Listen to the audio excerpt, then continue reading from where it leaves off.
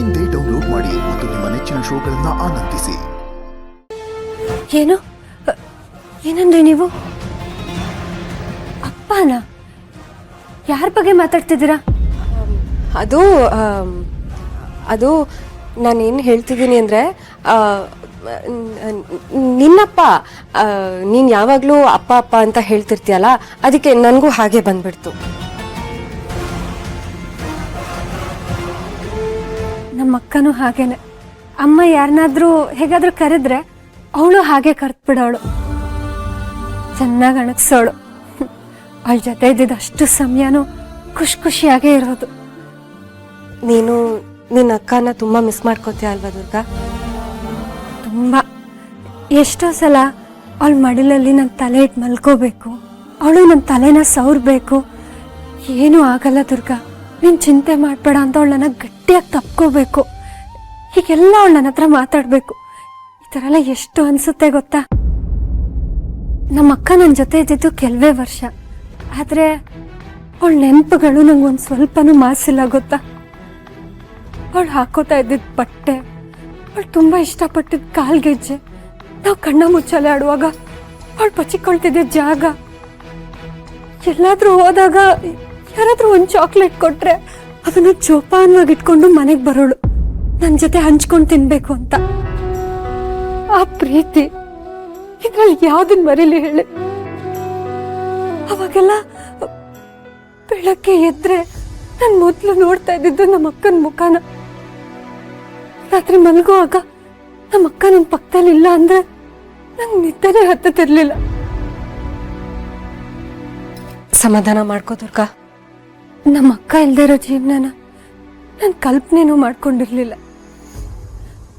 ಎಷ್ಟು ವರ್ಷ ಆಯ್ತೇನೋ ಅವಳ ಮುಖ ನೋಡಿ. ಅವಳದು ಹೇಗಿದ್ದಾಳೋ ಎಲ್ಲಿದ್ದಾಳೋ ಅಂತ ನಾನು ಕೇಳೋದಕ್ಕೆ ಹೋಗಲ್ಲ, ಯಾಕಂದ್ರೆ ನಂಗೆ ತುಂಬಾ ಚೆನ್ನಾಗಿ ಗೊತ್ತು. ಅವಳಿಗಿರೋ ಒಳ್ಳೆ ಮನ್ಸಿಗೆ ಅವಳ ಸುತ್ತ ಇರೋರ್ಗೆ ಎಲ್ಲರನ್ನೂ ಖುಷಿಯಾಗಿ ಇಟ್ಕೊಂಡಿರ್ತಾಳೆ.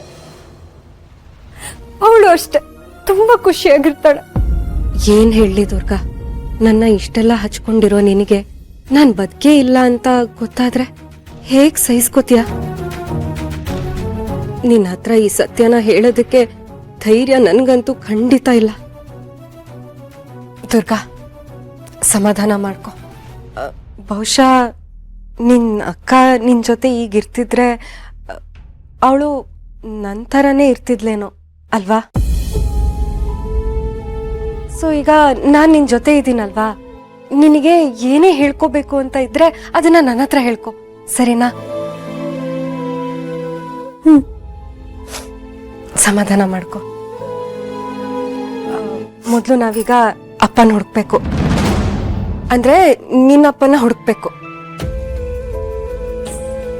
ಸರಿ, ಅಪ್ಪ ಅಲ್ಲೇ ಮರದ ಹತ್ರ ಇರ್ಬೋದು, ನಾವು ಅಲ್ಲೇ ಹೋಗಿ ಹುಡ್ಕೋಣ.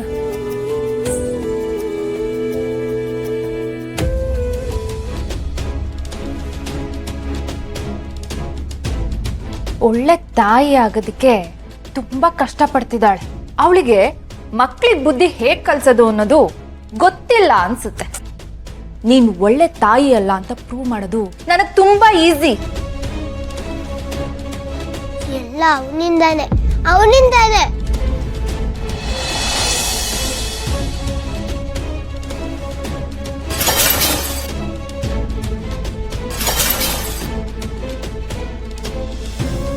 ಅಯ್ಯೋ ದೇವ್ರೆ, ಇವಳ ಶಕ್ತಿ ಜಾಗೃತ ಆಗ್ತಿದ್ಯಾ?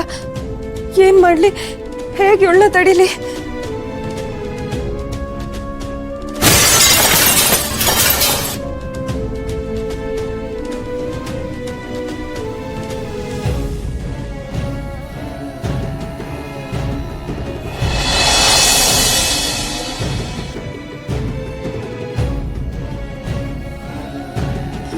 ಏನಾಗ್ತಿದೆ?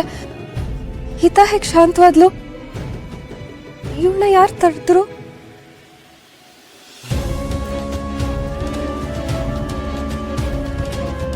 ದೇವ್ರೆ, ಇವಳು ಹೇಗೆ ಸರಿ ಹೋದ್ಲು? ಅಪ್ಪ ಬಿಟ್ರೆ ಇವಳ ಶಕ್ತಿನ ಕಂಟ್ರೋಲ್ ಮಾಡೋದಕ್ಕೆ ಯಾರಿಗೂ ಬರಲ್ಲ. ಅಂದ್ರೆ ಈ ತರ ಮ್ಯಾಜಿಕ್ ಮಾಡೋದಕ್ಕೆ ಬೇರೆ ಯಾರಿಗಾದ್ರೂ ಬರತ್ತಾ? ಯಾರಿರ್ಬೋದು?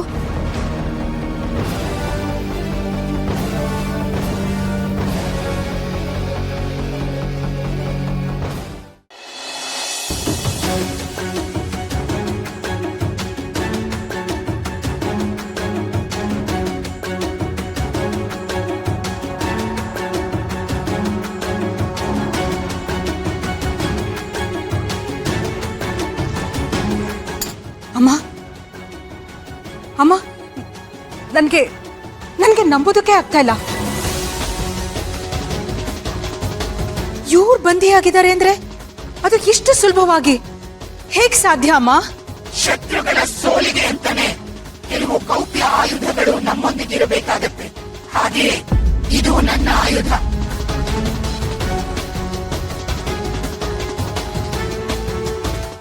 ಇವ್ರು ಬಂಧಿಯಾಗಿದ್ದಾರೆ ಅಂದ್ರೆ ನಮ್ಮ ಹಾದಿಲಿದ್ದ ದೊಡ್ಡ ಮುಳ್ಳೆ ಕಾಣೆ ಆದಾಗ ಆಯ್ತು.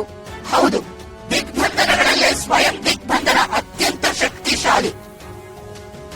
ಅವನು ಮನಃಪೂರ್ವಕವಾಗಿ ದಿಗ್ಬಂಧನದ ಒಳಗೆ ಹೋಗಿರುವುದರಿಂದ ಬಿಡುಗಡೆಯು ಅಸಾಧ್ಯ.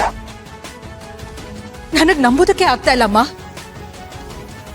ಮನಪೂರ್ವಕವಾಗಿ ಇವ್ರು ದಿಗ್ಬಂಧನ ಆಗಿದ್ದಾರೆ ಅಂದ್ರೆ ಇವ್ರು ಅದೆಷ್ಟೇ ಬಲಿಷ್ಠ ವ್ಯಕ್ತಿ ಆಗಿದ್ರು ಬಂಧನದಿಂದ ಆಚೆ ಬರೋದಕ್ಕೆ ಸಾಧ್ಯನೇ ಇಲ್ಲ ಅಲ್ವಾ? ಹೌದು, ಎಲ್ಲ ಬಲಿಷ್ಠ ವ್ಯಕ್ತಿಯ ಹಿಂದೆ ಒಂದು ದೌರ್ಬಲ್ಯ ಇದ್ದೇ ಇರುತ್ತೆ. ಮನುಷ್ಯ ಜನ್ಮದ ವಿಪರ್ಯಾಸ ಅದು.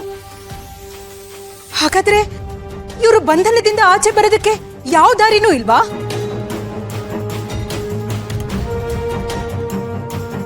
ಹೇಳಿ ಅಮ್ಮ, ಇವರು ಸ್ವಯಂ ದಿಗ್ಬಂಧನದಿಂದ ಆಚೆ ಬರೋದಕ್ಕೆ ಯಾವುದೇ ದಾರಿ ಇಲ್ವಾ? ದಾರಿ ಇದೆ, ಒಂದೇ ಒಂದು ದಾರಿ. ಆದರೆ ಆ ದಾರಿಯು ಈಗಾಗಲೇ ಮುಚ್ಚೋಗಿದೆ. ಯಾವ ದಾರಿ ಅಮ್ಮ? ಮುಚ್ಚೋಗಿರೋ ದಾರಿಯ ಬಗ್ಗೆ ಮಾತು ಅನಗತ್ಯ. ಆ ಹಾದಿ ಇನ್ನು ಮುಂದೆ ತೆರೆಯೋದಕ್ಕೆ ಅಸಾಧ್ಯ. ಅರ್ಥ ಆಯ್ತು ಅಮ್ಮ. ಈಗ ಅವನಿಗೆ ನೆರವಾಗುವವರು ಯಾರೂ ಇಲ್ಲ. ಅವನ ಬಂಧನದ ಅರಿವು ಯಾರಿಗೂ ಇಲ್ಲ.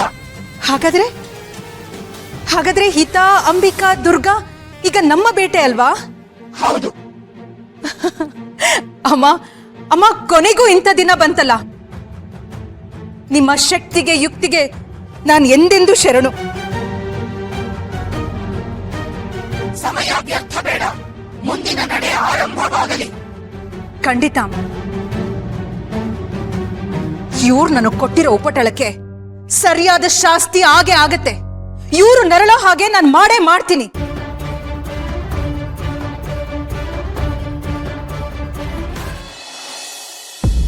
ಕ್ಷಮಿಸು, ಪ್ರಮಾದ ನಂದು.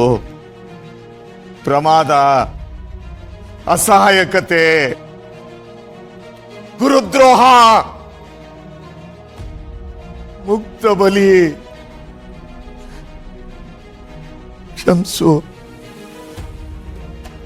ಕ್ಷಮಿಸು.